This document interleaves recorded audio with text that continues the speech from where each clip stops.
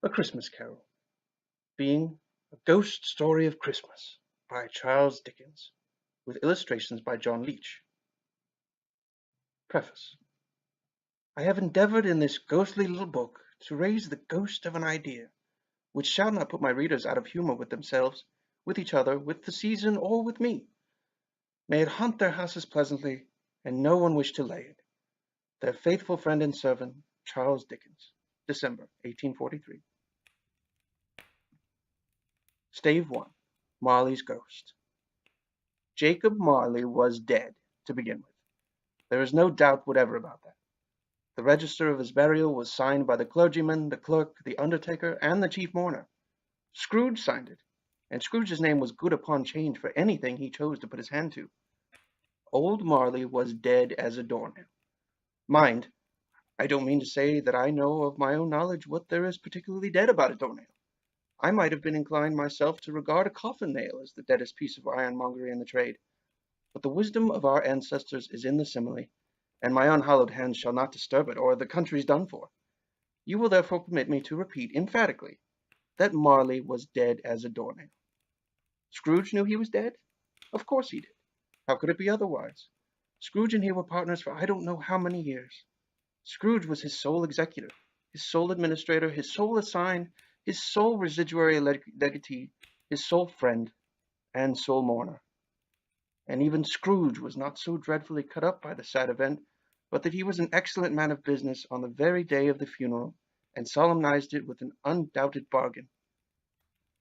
Scrooge never painted out old Marley's name. There it stood, years afterwards, above the warehouse door. Scrooge and Marley. The firm was known as Scrooge and Marley. Sometimes people knew to the business called Scrooge Scrooge, and sometimes Marley, but he answered to both names. It was all the same to him. Oh, but he was a tight-fisted hand at the grindstone. Scrooge, a squeezing, wrenching, grasping, scraping, clutching, covetous old sinner, hard and sharp as flint, from which no steel had ever struck out generous fire, secret and self-contained and solitary as an oyster. The cold within him froze his old features, nipped his pointed nose, shriveled his cheek, stiffened his gait, made his eyes red, his thin lips blue, and spoke out shrewdly in his grating voice, a frosty rime on his head, and on his eyebrows, and his wiry chin. He carried his own low temperature always about with him. He iced his office in the dog days, and didn't thaw at 1 degree at Christmas. External heat and cold had little influence on Scrooge. No, no warmth could warm him, no wintry weather chill him. No wind that blew was bitterer than he. No falling snow was more intent upon its purpose, no pelting rain less upon its entreaty. Foul weather didn't know where to have him. The heaviest rain and snow and hail and sleet could boast of the advantage over him only in one respect. They often came down handsomely, and Scrooge never did. Once upon a time, of all the good days in the year, on Christmas Eve, old Scrooge sat busy in his counting house. The door of Scrooge's counting house was open that he might keep his eye upon his clerk, who in a dismal little cell beyond, a sort of tank, was copying letters. Scrooge had a very small fire, but the clerk's fire was so very much smaller that it looked like one coal.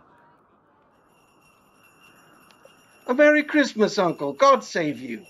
cries a cheerful voice. "Bah!" said Scrooge. "Humbug! Christmas a humbug, Uncle? You don't mean that, I'm sure." "I do," said Scrooge. "What reason have you to be merry? You're poor enough." "Come, then," returned the nephew gaily. "What right have you to be dismal? What reason have you to be morose? You're rich enough." "Bah! Humbug! Don't be cross, Uncle."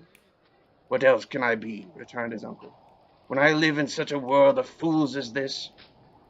Merry Christmas! Out upon Merry Christmas! What Christmas time to you but a time for paying bills without money, a time for finding yourself a year older but not an hour richer, a time for balancing your books and having every item in them through a round dozen of months presented dead against you." "If I could work my will," said Scrooge indignantly, Every fool who prances about with a Merry Christmas on his lips should be boiled with his own pudding, and hung by his own tongue, then buried with a stake of holly through his heart. Uncle, pleaded the nephew. Nephew, returned the uncle sternly. Keep Christmas in your way and allow me to keep it in mine. But you don't keep it. Let me leave it alone, then. Much good may it do you. Much good has it ever done you. There are many things from which I have derived good, by which I have not profited, I dare say. But I am sure I have always thought of Christmas time, when it has come around, apart from the veneration due to its sacred name and origin, a kind, forgiving, charitable, pleasant time. The only time I know of in the long calendar of the year when men and women seem by one consent to open their shut-up hearts freely, and to think of people below them as if they really were fellow passengers to the grave, and not another race of creatures bound on other journeys. And therefore, uncle, though it has never put a scrap of gold or silver in my pocket, I believe it has done me good, and will do me good, and I say God bless it. Jolly that. Let me hear another sound from you, Bob Cratchit, and you'll keep your Christmas by losing your situation. Don't stay angry, uncle. Come, dine with us tomorrow. Why did you get married? Because I fell in love. You fell in love. The only thing more fool than a Merry Christmas is the delusion of a lovesick female, and the poor young bastard who becomes ensnared in her web. Uncle. Good afternoon. Nay, uncle, but you never came to see me before that happened. Why give it a reason for not coming now? Good afternoon. I want nothing from you. I ask nothing from you. Why can we not be friends? Good afternoon. I'm sorry, with all my heart, to find you so resolute. We have never had any quarrel, to which I have been a party. But I have made the trial in homage to Christmas, and I'll keep my Christmas humor to the last. So, a Merry Christmas, uncle. Good afternoon. And a Happy New Year. Good afternoon. And a very Merry Christmas to you too, Bob Cratchit. Merry Christmas to you too, sir.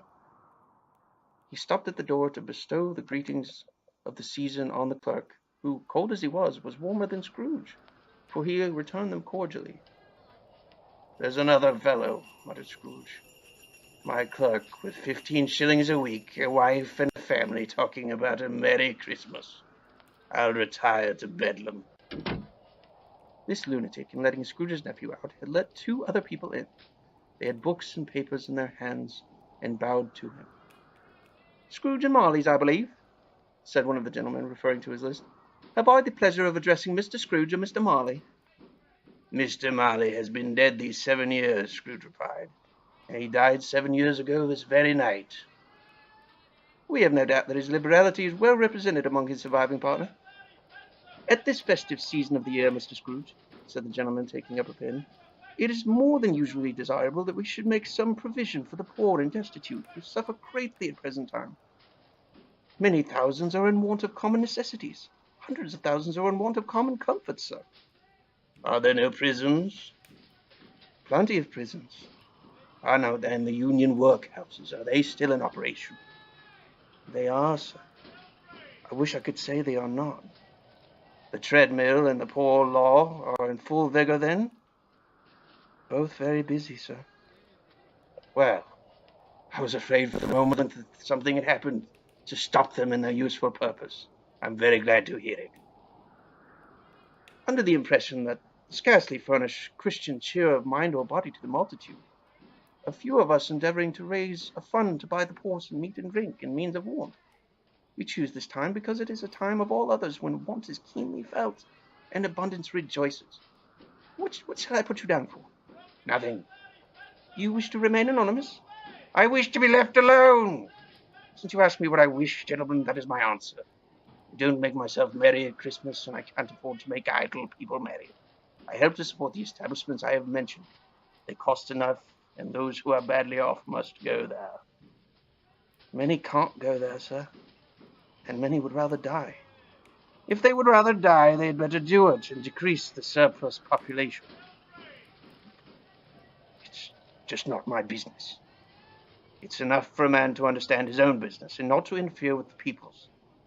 Mine occupies me constantly. And now, gentlemen, I shall ask you to be gone from my very, very busy place of business. I have much work to attend to. Bob Cratchit! Yes, sir. You're the fool who let these men in. Now make rid of them. Yes, sir. Yes, sir. Right this way, gentlemen. All right. I'm very sorry. It's all right. Merry Christmas to you. And Merry Christmas to you, too. God bless. I'm very sorry about that, Mr. Scrooge. Yes, well, you'll be wanting the whole day off tomorrow, I imagine. If it's convenient, sir. It's not convenient. And it's not fair. 'Tis only once a year, sir. A poor excuse for picking a man's pocket every 25th of December. But if I docked your wages for it, you'd think yourself ill-used, wouldn't you? I'm very sorry, sir. Yes, everyone's sorry. Oh, very well. Take the day. But be here all the earlier the next morning. Yes, sir, I will, sir. Thank you, sir. Yes. Glowing out their meager fires like sad candles, Mr. Scrooge and Mr. Cratchit prepared to retire for the evening.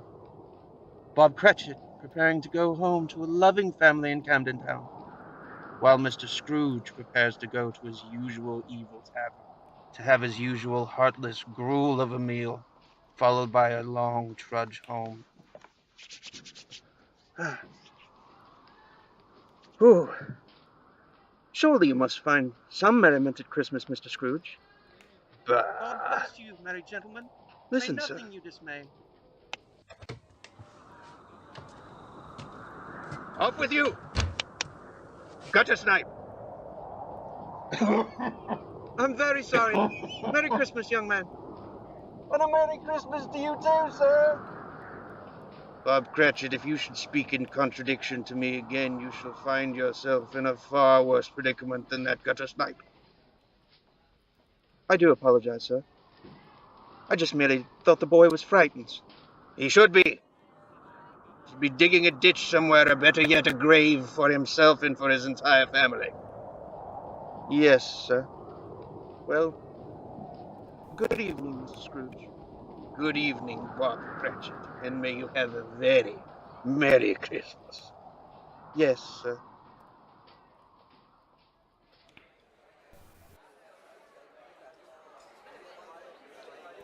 Waiter. Yes, sir. More bread. It'll cost extra, sir. No more bread. But I should like a pot for this gruel. Yes, sir.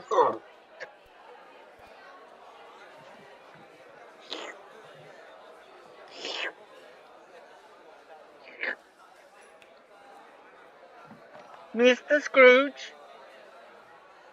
Yes. Hello, Mr. Scrooge. Oh, you. Where is your husband? I'm afraid he's taken quite ill, sir. Yes, I'm sure he has. How convenient.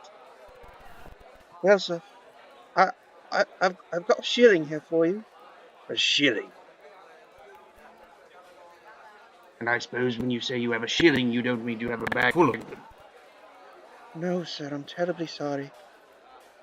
Well, isn't that a Merry Christmas? Yes, sir, it is Christmas, sir.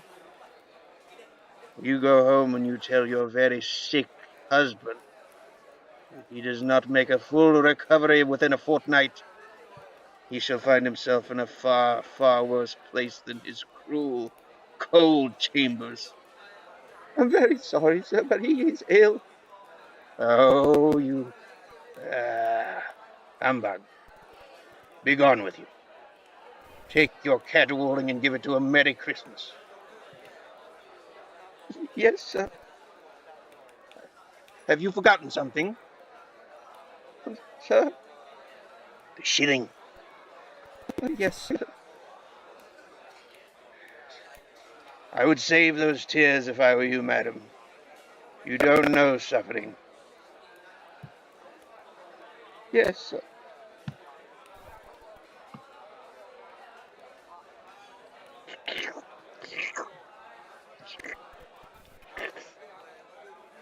Waiter! Yes, Mr. Scrooge. Right away, sir. My pot. Yes, sir. Coming, sir. Ah, Merry Christmas.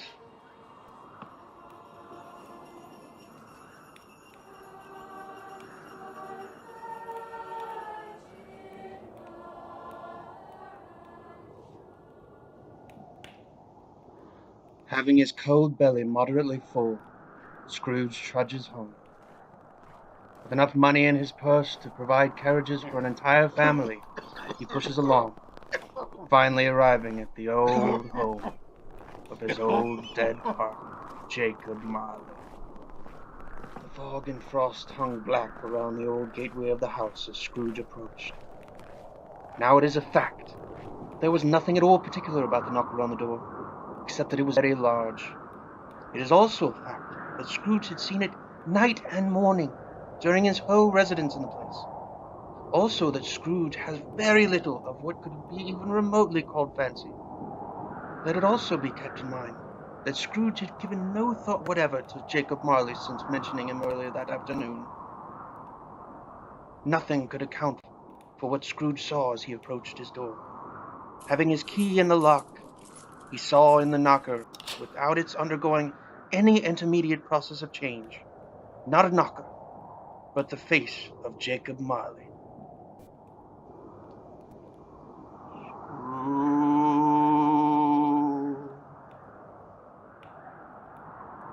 I'm back. I'm back.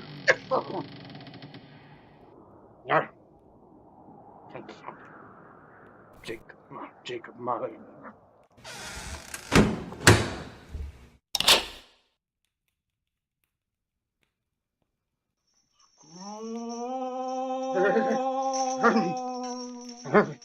I'm back.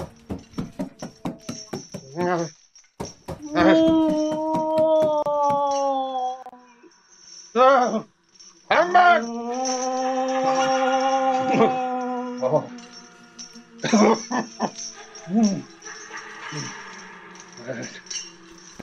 Jacob Marley.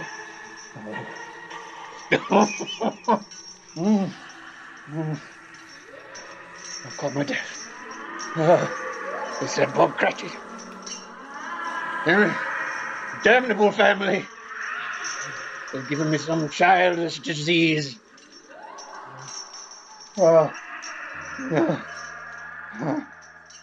Condemn you! Condemn you all!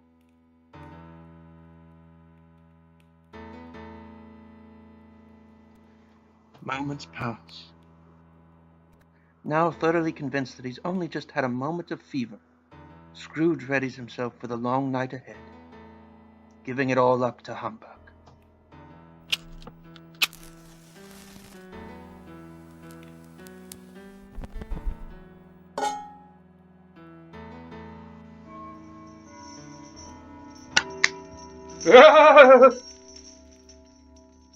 Ebenezer Scrooge. Jacob Marley. No, no. It's humbug. I don't believe it. You doubt what you see with your own eyes. Yes, I do. I've been ill. I've caught something from Cratchit's damned children. Such a little thing affects the senses. Uh, uh, a slight sour of the stomach makes them cheat. You could be an undigested bit of beef, or a bit of moldy cheese, or an old potato. Yes, that's what you are.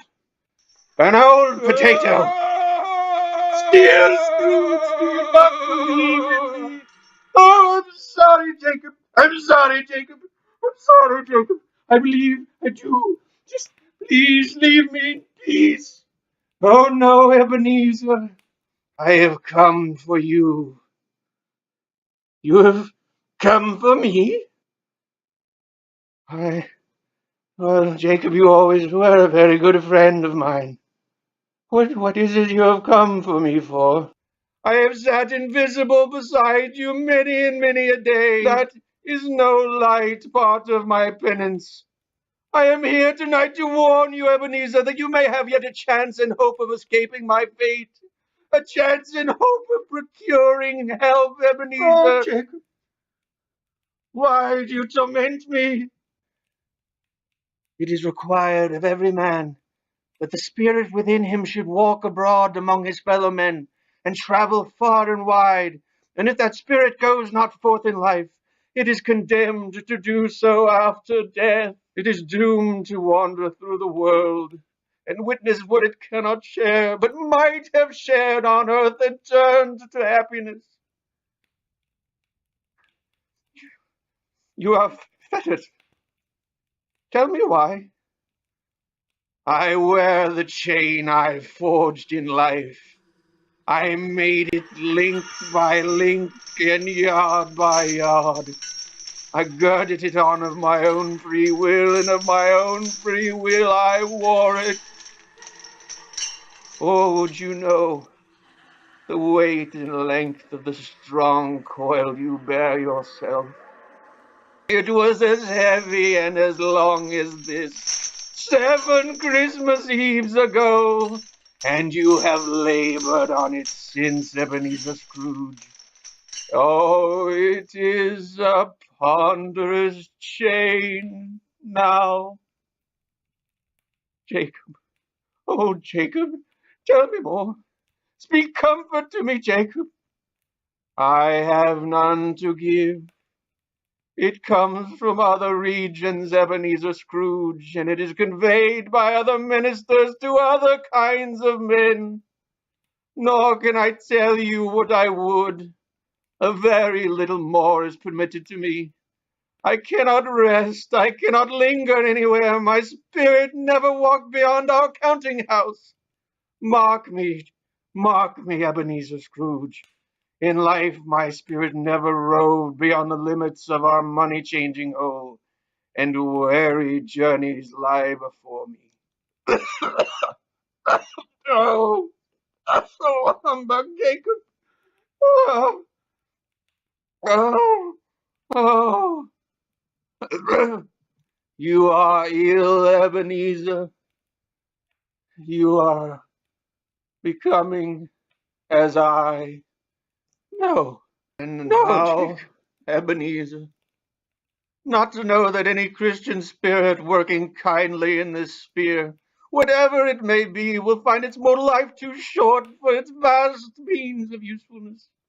Not to know that no space of regret can make amends for one's life opportunity misused. Yet such was I. But you were always a good man of business, Jacob. Business! Mankind is our business. Their welfare is our business. Charity, mercy, forbearance, benevolence were all my business. The dealings of my trade were but a drop of water in the comprehensive ocean of my business. And it is at this time of the rolling year that I suffer most. Hear me, Ebenezer, my time is nearly gone. I will. I will, Jacob. You have but one chance, Ebenezer. Yes, what is it, Jacob? I will do anything, Jacob. Please. Very well, Ebenezer. You will be haunted tonight by 3 spirits. Is that the chance and hope of redemption you mentioned, Jacob? It is. Oh, I think I'd rather not. Without their visits, you cannot hope to shun the path that I tread. Oh, Jacob. Now, Ebenezer, expect the first tomorrow when the bell tolls 1. Oh, Jacob. Couldn't I just take all at once and get it over with? Oh! Expect the second on the next night at the same hour, and the third the next night when the last stroke of 12 has ceased to vibrate. Oh, Jacob, please. Ebenezer, look at me no more. And look that for your own sake you remember what has passed between us. Jacob. Jacob. Where have you gone, Jacob? Oh, look here! Oh, Jacob. Approach, Ebenezer, that you may bear witness.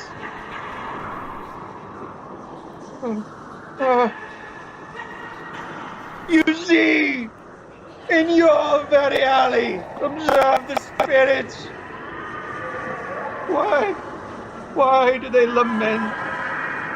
They seek to do the good that they would not do in life, but they are powerless, as am I.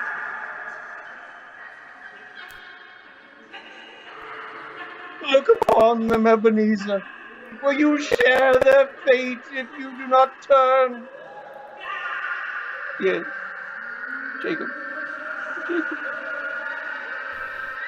My time is nigh. Expect to see me no more. Goodbye, Ebenezer Scrooge. Goodbye. Goodbye, Ebenezer.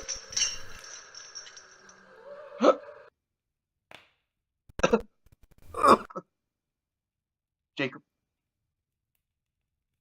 Jacob. Jacob.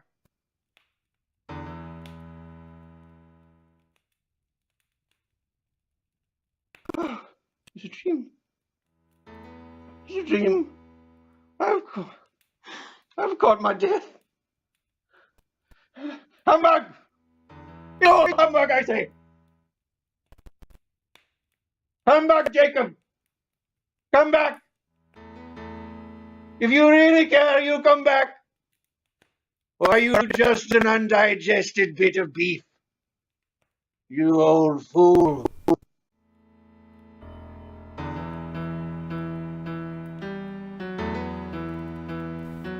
Stave 2. The first of 3 spirits.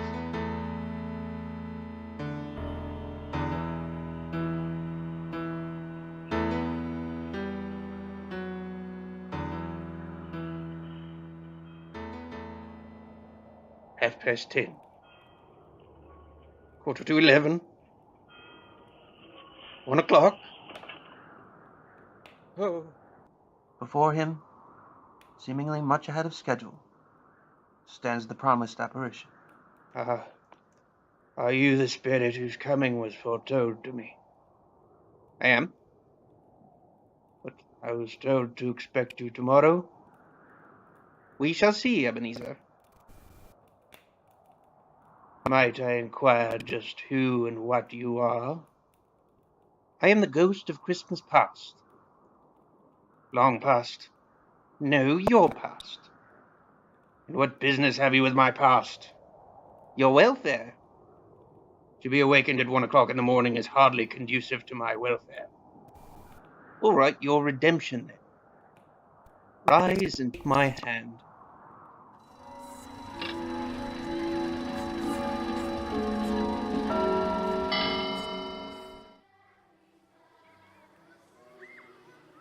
Oh. You know this place, Ebenezer? Indeed I do. I was a boy here. Can they see me? Indeed they cannot. These are but shadows of what has been. And the school is not entirely empty, is it? A solitary boy, neglected by his family, is left there still. Scrooge and the ghost enter the old school, where they find a solitary boy staring out the window. He can't see me, spirit. No, he can't. The boy. What? Oh, nothing. Nothing. What is it? Oh, that was just, There was a boy singing Christmas carols outside of my counting chamber last night. I should have given him something is all. I see. Let us look at another Christmas.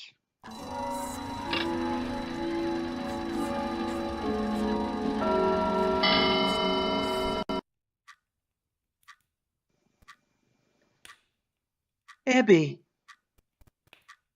Fern, I've come to bring you home. Father is so much kinder than he used to be. He sent me for you. Go and fetch your things. I don't know that I can, Fern. Father doesn't know me, nor even what I look like. By God's grace, his heart is softened, Ebenezer. Do believe me. You're to never be lonely again as long as I live. Please, come home with me. Yes. Yes, all right, Fern. All right. Quick, go and fetch your things. All right, I will. Always a delicate creature, whom a breath could have withered. And she had a large heart. Indeed. Indeed she did. Why, Ebenezer, is it within your nature to cry? No. And if it is in your nature only to torment me, then I should like to go home. Not quite yet. She died a married woman, and had, I believe, a child. Yes. Your nephew.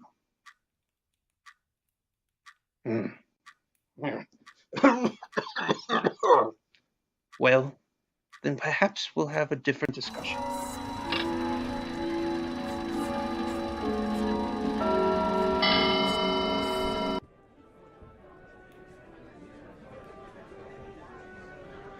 Oh, Fezziwig. You were a clerk at this time. Yes, I was. I worked for old Fezziwig, rest his soul. He was a good man. Is he the one who taught you the love of money? No. Then what did? He was run to poverty by his own generosity. He gave, he gave, he gave. He died barely more than a pauper. And you think less of him for this? I do. He was a fool.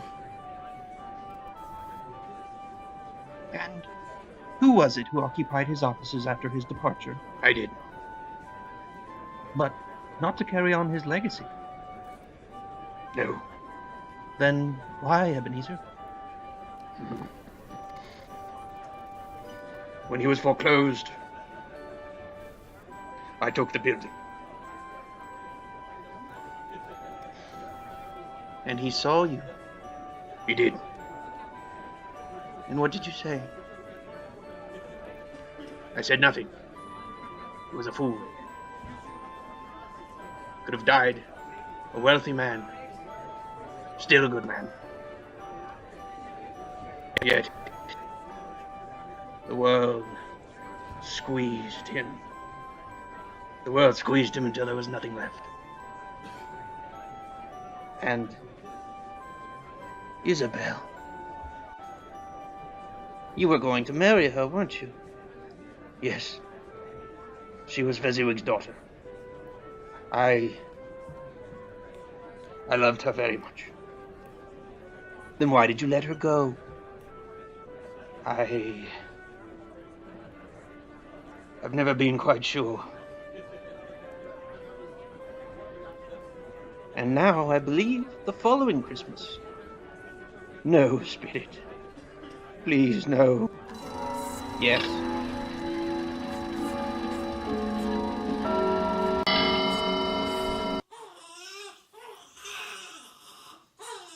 Your nephew.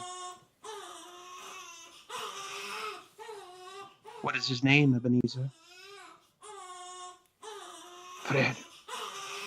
Fred is his name.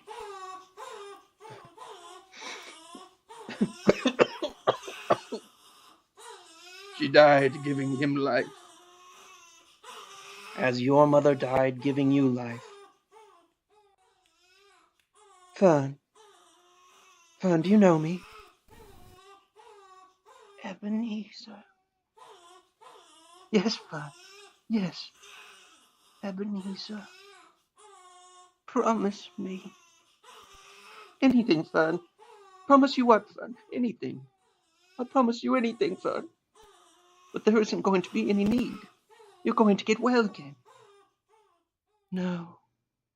Yes, you are, Fern. You are. Oh, dear God, you must. Fern. Fern, hear me. Fern. You can't die. Please. Oh, dear the heavens, please, Fern. Abby. Yes. Yes, Fern. Yes. Promise me. Anything. Anything, Fern. What? What? Fern. I believe Fern. that's it, son. Fern. Fern. No.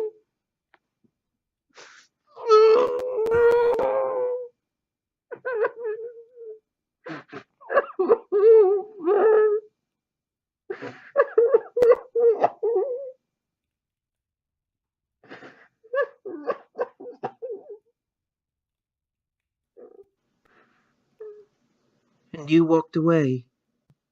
Yes, I did.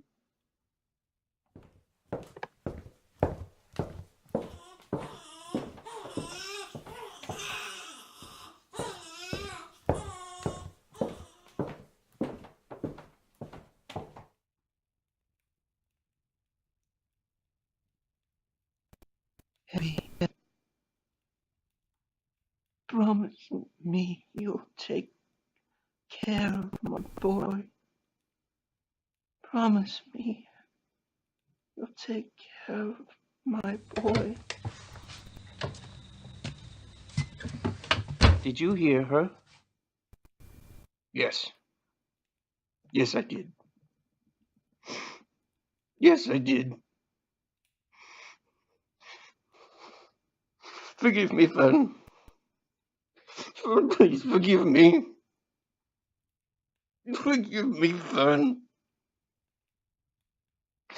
Forgive me. No more, Spirit. No more. I need no more of this. Please. One more only. I said no, damn you. No. One more, Ebenezer Scrooge.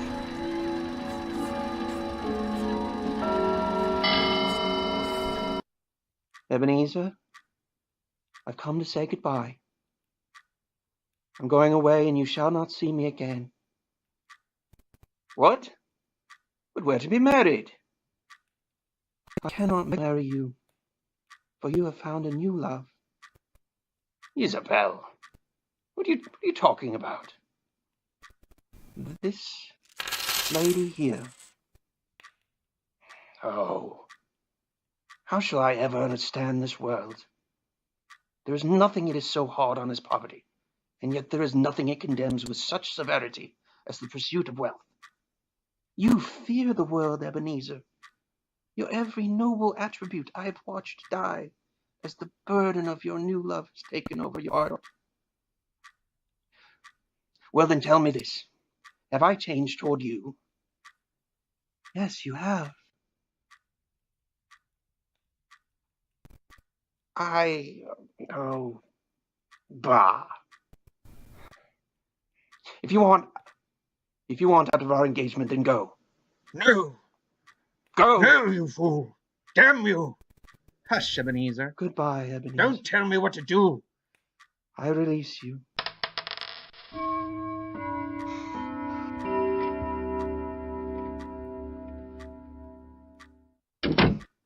Humbug. Spirit. Take me from this place. Please. Take me from this place. I can bear it no more.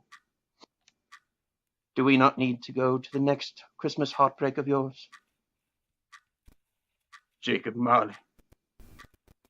Indeed. No, Spirit. I remember his death like it was my very own. And what was the last thing Mr. Marley said to you? He said we were wrong. And so it is, Mr. Scrooge. So it is.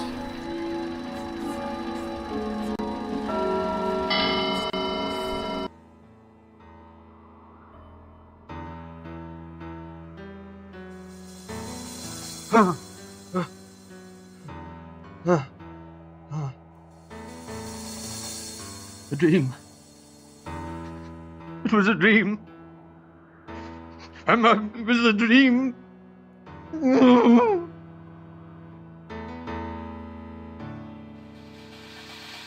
Stave 3, the second of the 3 spirits.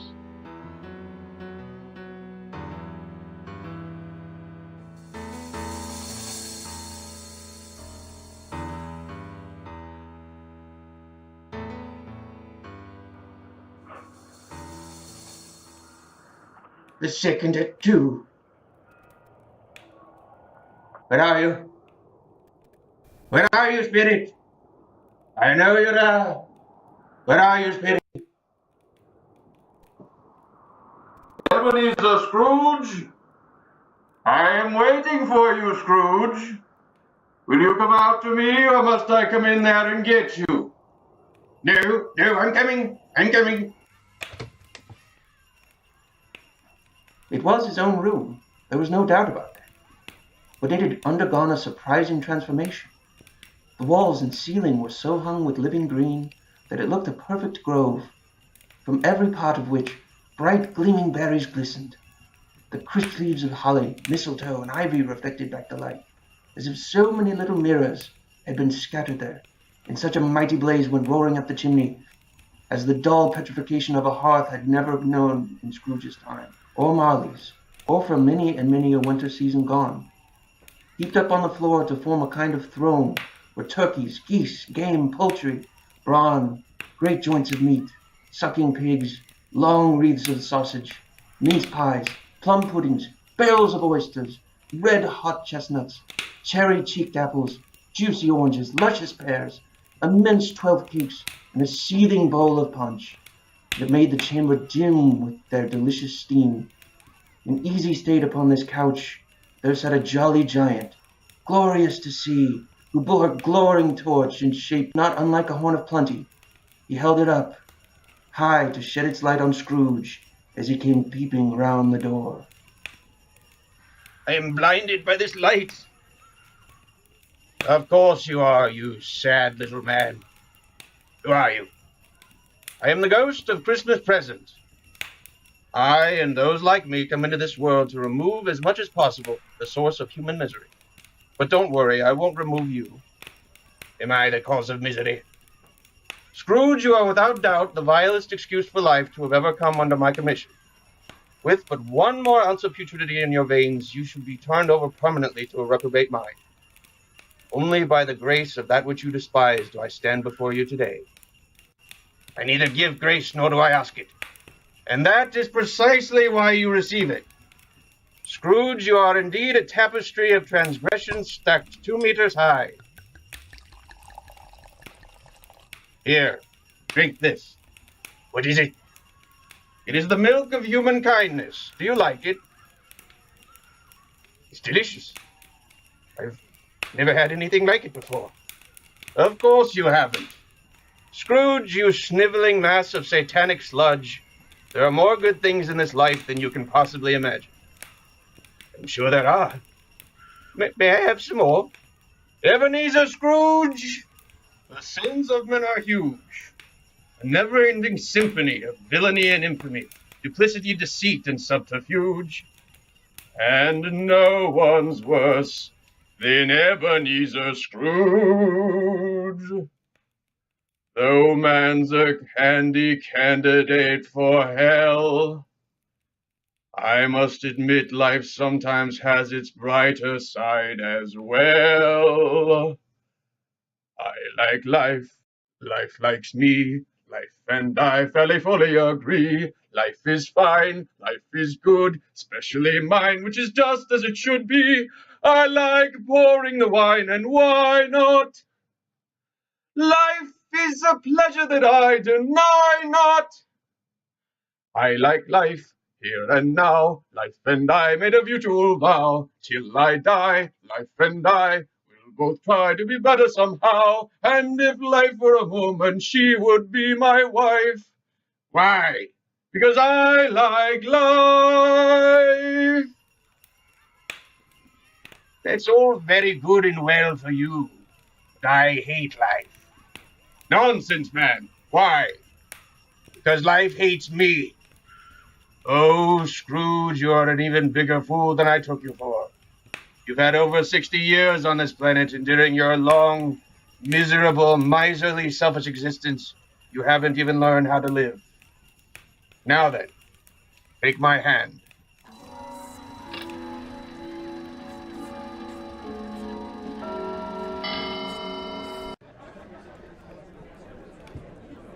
Where are we, Spirit? You mean to tell me you don't even know the home of your own nephew? Oh, of course I do. I just didn't recognize it with all the people and decoration. Scrooge, you vacuous leech, quiet that forked tongue and listen. And they cannot see me? Quiet!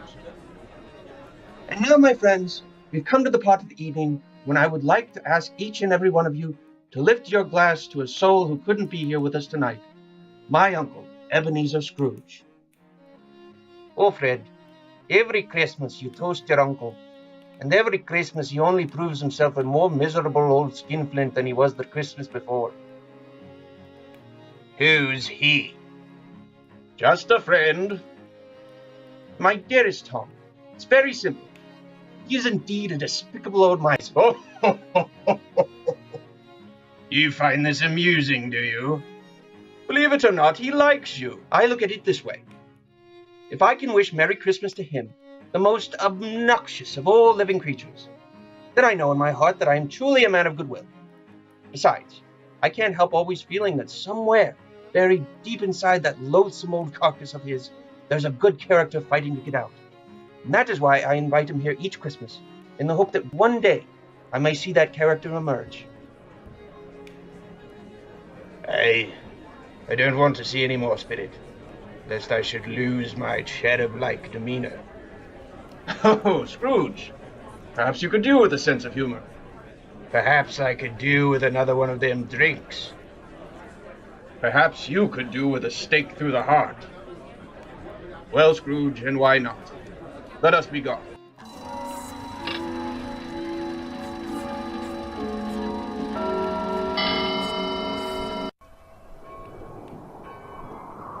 Where are we now? We're in Camden Town, a den of poverty, where I may point out your own clerk, Mr. Cratchit, resides. Not a man or woman here has ever had £10 to their name. Yet, what is that I hear? Yes. Yes, you cancerous wretch. Hymns sung joyfully to honor the child of Bethlehem. And if I had the fortitude to take a character such as you inside that temple, you would see that your Bob Cratchit is in the very front row, smiling with a full heart, while his belly sits half empty. I pay him enough to eat. You pay him enough to eat. And what about his wife and children? That's not my concern. He's the one who has chosen to turn his home into a child factory. I pay him a fair wage for his work. A fair wage in medieval times, perhaps, Scrooge. Bah. Humbug, Spirit. Yes, humbug indeed, you squashed cabbage leaf. Spirit, if you should endow me with one more disdainful moniker, I should like to take that tongue of yours as a trophy. Scrooge, you horrid desert of vexation. If any tongue should be removed, it is that between the two of us which smells the penny gruel. Bah. Scrooge, I have no pleasure in being near you. So in less than a moment's time, I shall free myself of you like as much old baggage. But first, Look here. Are those your children? They are yours. Mine. They are all of man's. This boy is ignorance, this girl is want. Beware them both, but most of all beware this boy. Have they no refuge? No resource? Well, they may hope to die, and if they would rather die, they'd better do it and decrease the surplus population. Isn't that right, Scrooge? Oh, Spirit, even if I wanted to change, how could I? I'm too old. Only the dead are too old, Ebenezer Scrooge. So, shall we be coming to collect you on the morrow?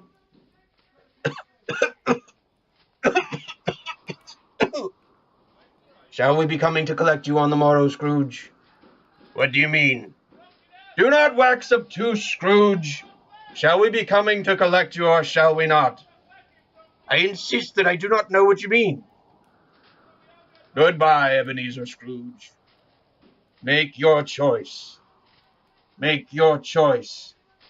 Make your choice. Make your choice. Make your choice. Make your choice. Make your choice.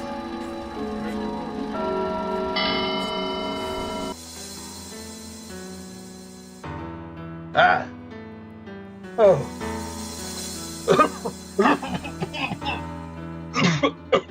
Oh. Oh. What am I to do?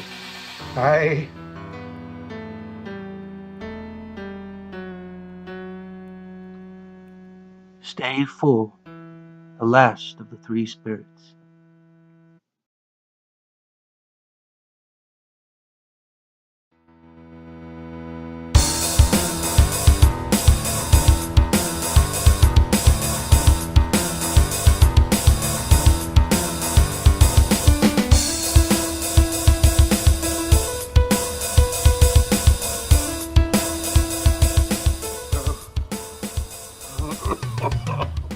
Oh.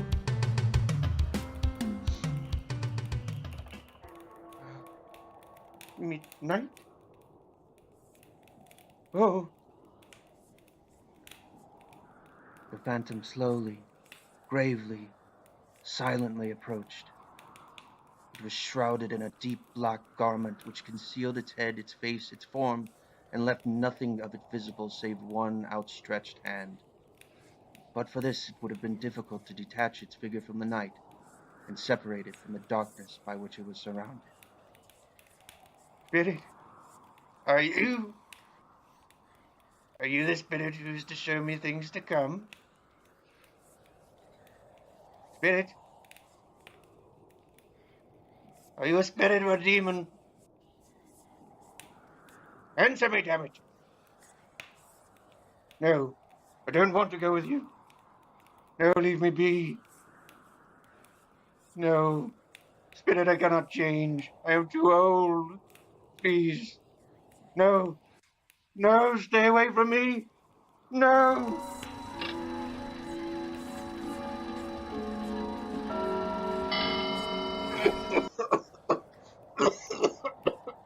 Oh. Oh. Where are we, Spirit? Oh. A graveyard, a grave lovingly adorned. The apparition points Scrooge toward it. If I should approach that stone, shall I see what I expect? Please tell me, Spirit. For if I am to see what I should expect, I do not feel any need to look. The apparition points on. Oh. Very well, Spirit.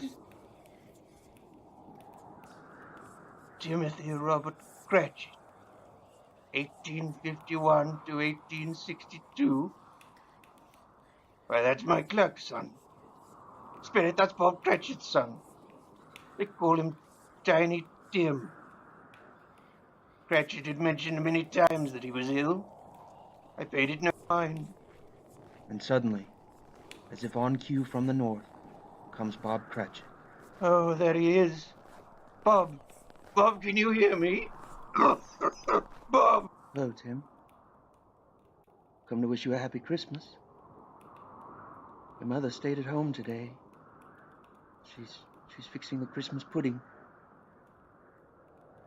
Perhaps where you are you may have as much Christmas pudding as you like. But don't have too much, Tim. You know you take after your father, always putting away more pudding than you've room for. Oh, oh, Tim. Oh, Tim. Oh, Tim. Please wish your baby sister a happy Christmas. And you tell your Aunt Martha that your mother's quite caught up with her as a fine roaster of goose. And you tell your grandfather I can't wait for our next checkers match. I love you, Tim. Good night. Oh, Spirit, if I should get the chance, I swear by my very breath, I shall do anything in my power to make that boy well. I swear it, Spirit. What? Ignoring Scrooge's pledge, the apparition points Scrooge to a dark corner of the graveyard. What am I to see over there, Spirit? This is his only. He obeys, walking to the spot, finding a fresh grave haphazardly covered over, a tombstone discarded for later placement, a grave no one cares to Oh, adorn. Spirit, has no one even cared to fasten my stone? Oh, Spirit, have I truly been so evil? And now, two shadowy figures approach, Oh, my both stomach. carrying shovels. Oh, what if it ain't true, Tweedle? What if we dig him up and ain't nothing but a smelly old corpse? Well, it certainly couldn't smell any worse than you, Basil. Spirit, what are these Anyway, men? we'll be done before you can say Bob's your uncle. And you don't think it's bad luck, digging up dead bodies? What, this old bastard? Hardly. No. And if he does have £100 down there, No. it'll be the Christian thing to do No, to don't. relieve him of it. For Oh, my please. part, I'll tithe at least half a don't. crown to the old church. When will you ever be in church? I was in church last month. You were there to rob the collection. Precisely. That's why I owe him half a crown. You're digging. That's bloody heavy, Tweedle.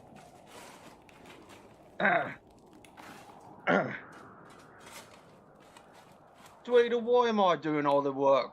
My back is intolerant. Well, there really isn't room down there for the two of us. I'm the one who got the shovels. I'm the one who planned the operation. Oh, yes, and my fine general you are. Just dig, you lazy oaf. You suppose he's in hell? I suppose he's barely a rung removed from murderers and rapists of virgins. He certainly was one of the most despicable creatures in this part of the world.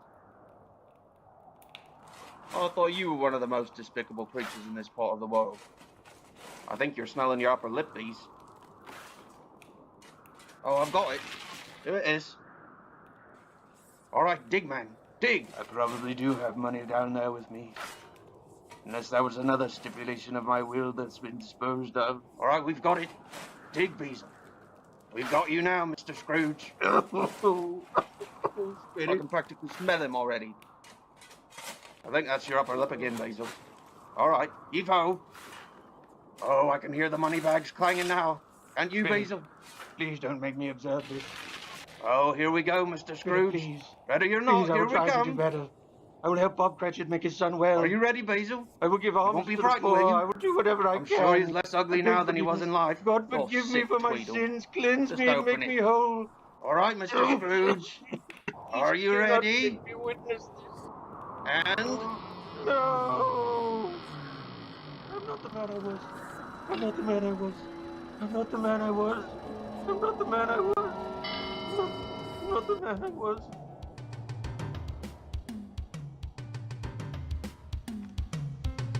Stave 5.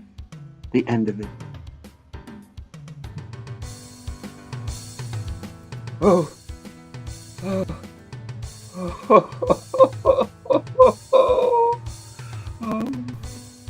Oh, was it a dream? Was it a dream? Oh.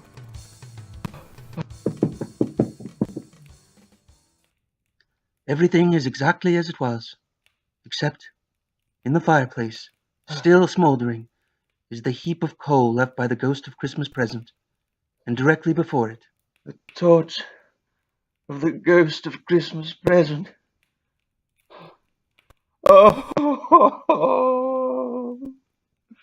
oh, oh, thank you, Jacob. Thank you, Jacob. You old potato. Oh, oh. Scrooge takes a moment to gather his racing thoughts, then heads to the window, his curiosity quite piqued. Boy! Oh, boy! Yes, Mr. Scrooge? You know my name? Why, yes, sir. Well then, I have you at a disadvantage. What is your name? My name's Peter, sir. Peter. Wonderful name. Strong name. Well, Peter, good sir, what day is it? What day? Yes. Well, it's Christmas Day. Christmas Day! Oh, rapture. The spirits have done it all in one night. I don't know how they did it or why Jacob Marley said it would be tonight, but they've done it, haven't they? Well, sir, I should be going, sir. Wait, son. How would you like to earn a shilling? A shilling? I'd love to, sir. Well then, remarkable boy. If you go down to the meat market and buy the prize bird in the window, you'll have a shilling. Prize bird? You mean the one as big as me? As big as you, charming boy. Yes, that's the one, Peter.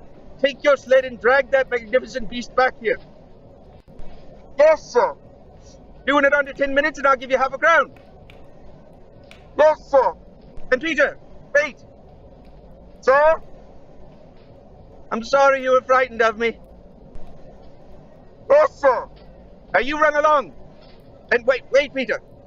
Sir? Since I shan't be holding you hostage at Christmas, I guess I have to buy your sled as well. And then tomorrow when the toy shop opens, I'll buy you a new one. Yes, sir. Oh, I'm quick as a schoolboy. I'm giddy as a drunken man. Scrooge puts on his finest suit and sets out to take a prize bird to Robert Cratchit. But along his way, he decides to take a detour and attempt to mend a broken heart.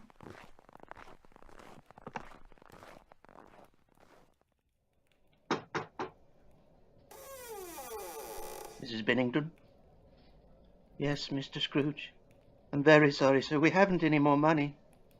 No, Mrs. Bennington. I've come... Oh, I've come to give you this. Why, Mr. Scrooge, I can't take this. There's no way we could repay this much. Oh, Mrs. Bennington, it's a Christmas present. Christmas present? Yes, ma'am. It's the first I've ever given. I thought I'd better make it a good one. Why, thank you, Mr. Scrooge. And how is your husband? About the same, sir.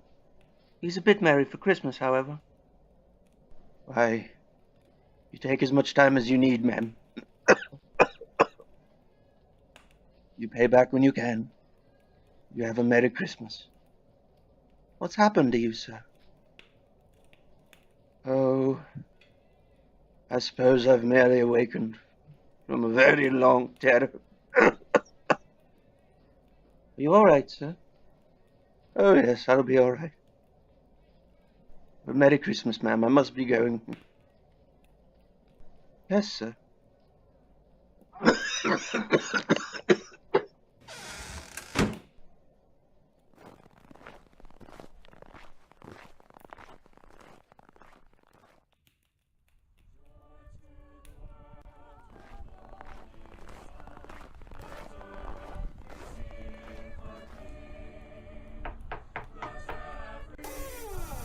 Yes, sir. Are you Tim? No, sir. Tim is my brother. Oh. Is your father here? Yes, sir. Just a moment. Would you like to come in? Why, thank you, son.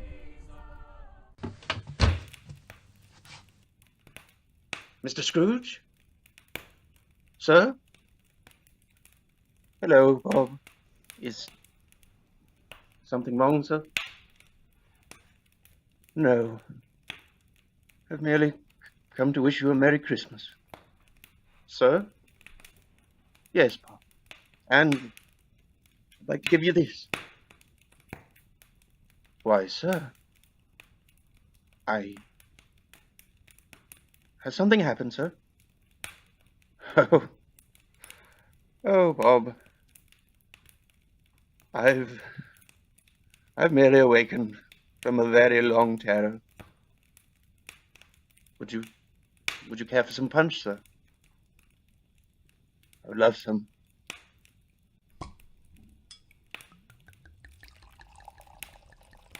Oh, thank you, Bob. It's delicious. And you must be Tiny Tim. Yes, sir. Well, boy. Oh, dear boy. We must get you well. Yes, sir. Oh. Bob Cratchit, you've worked for me for the best part of a decade. What say we let the dead be dead? Come first light, I shall go to the metal shop. Henceforth the sign above our door shall read Scrooge and Cratchit. Why, yes, sir. I don't know what to say, sir. Just say yes. Yes, sir. Bob, would you help me with the potatoes? Yes, dear. How much punch has he had? Only one sip, dear. Well, we best make sure he has plenty more.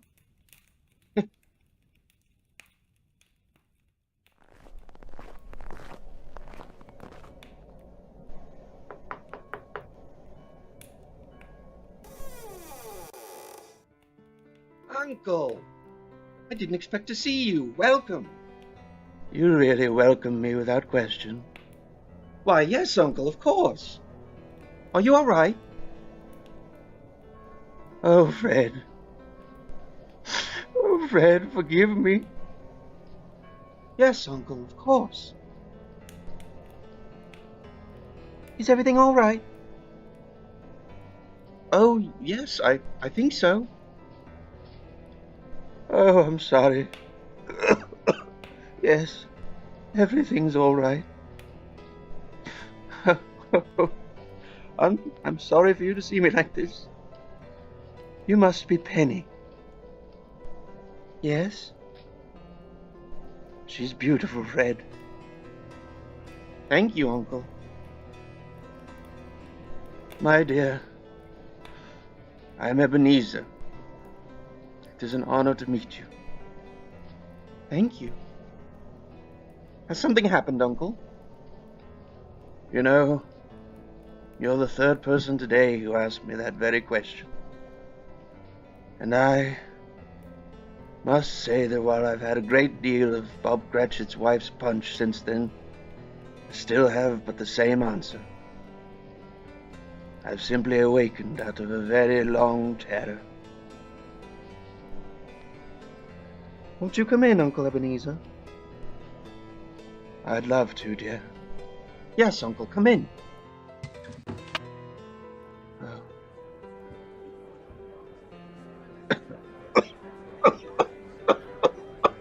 Oh, I'm sorry. Are you all right, Uncle? Oh, I believe so. Oh. Oh, Uncle. Penny, get Dr. Watson.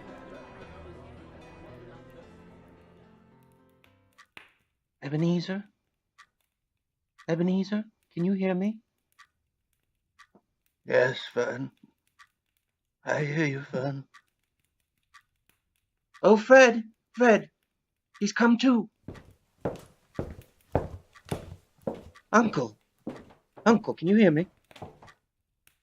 Oh, Fred.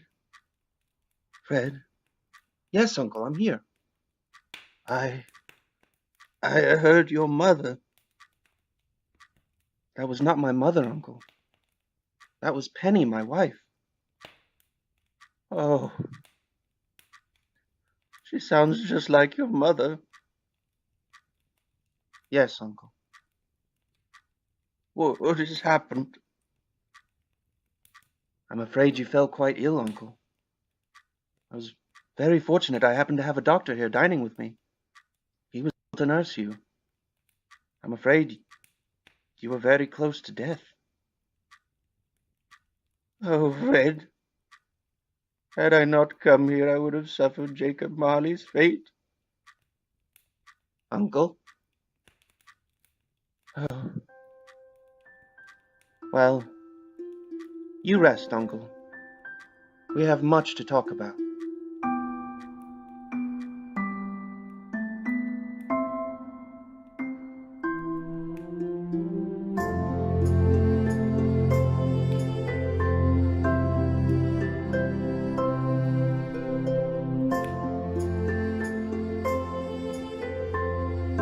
Hi, Mom. Yeah, well, I'm driving. I'm driving.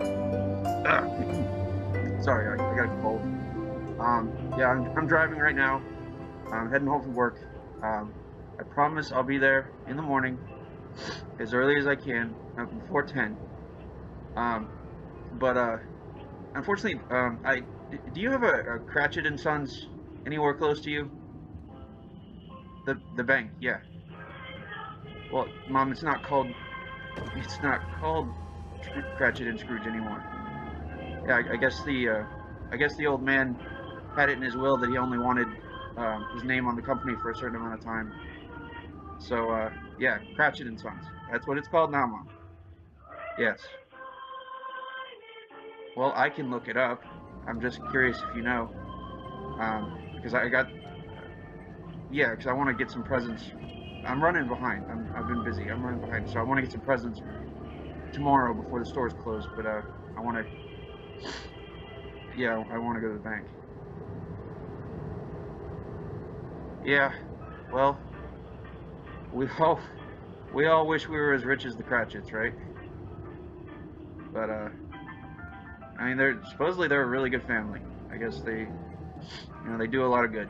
So yeah, Merry Christmas, Mom. I'll see you tomorrow. But yeah, hopefully, I mean, it's like the biggest bank in the world, so hopefully there should be one somewhere close to you. So, all right, I love you, Mom. I'll see you tomorrow. Yep. Give Aunt Liz a kiss for me. All right, I'll see you tomorrow. Bye.